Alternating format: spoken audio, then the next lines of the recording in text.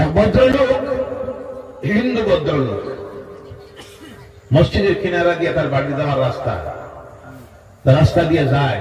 যাওয়ার সময় ফলো করে, অনেক সময় মসজিদের দিকে চায়, যারা মসজিদে করে কি দেখে। অনেক সময় জামাত ছেড়ে যখন দাঁড়িয়ে শুনে, হঠাৎ করে একদিন তার মনে প্রশ্ন লাগলো যে যখনই যাই, তারা যখন সম্মিলিত ভাবে প্রার্থনা করে, নামাজ পড়ে,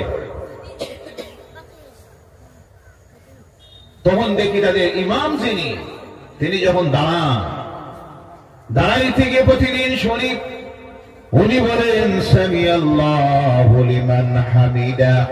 আছে না নাই?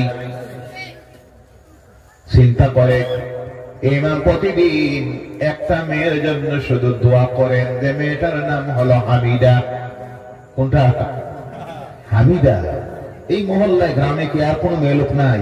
অনেক তো আছে, ফাতেমা আছে, জোহরা আছে, কুলসুম আছে, আয়েশা আছে, বিভিন্ন আছে। ইমাম সাহেব শুনে প্রত্যেক দিন যখন আমি যাই দেখি, তাহলে হামিদার জন্য দোয়া করে। ব্যাপারটা কি? হামিদা নামের মহিলাটা কি একটু ভালো? ইমাম সাহেব দোয়া করেন। সিদ্ধান্ত নিল, আমার বাড়ির কিনারায় 4 জন মুসলমান ভদ্রলোক আছে যে নামাজ পড়ে। কে করে? নামাজ পড়ে।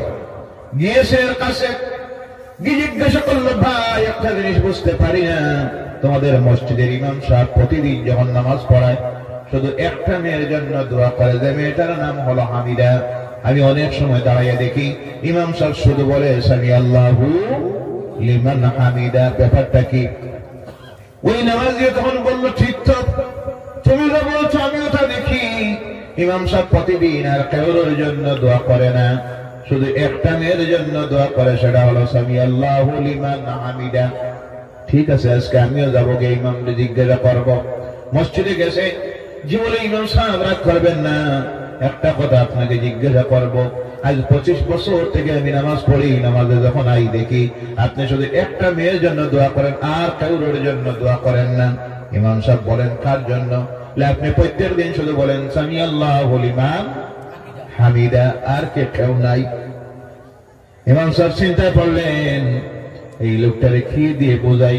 আর মনে মনে চিন্তা করেন, আহারে, এই তো হলো আমার সমাজের মানুষের অবস্থা, যারা নামাজের মধ্যে দাঁড়াইয়া রাখে, কোরআন বাদ দেন, নামাজের মধ্যে দাঁড়াইয়া যে আল্লাহু আকবার কয়, এর অর্থটাও জানে। সামি আল্লাহু লিমান হামিদা বলে, এটার অর্থ জানে না। সুবহান রাব্বিয়াল আলা বলে, এটা বুঝে না। সুবহান রাব্বিয়াল আযীম বলে, 40 বছর থেকে নামাজ পড়তেছে, এর অর্থ জানে না। সূরা ফাতিহা তো দূরের কথা। এই যদি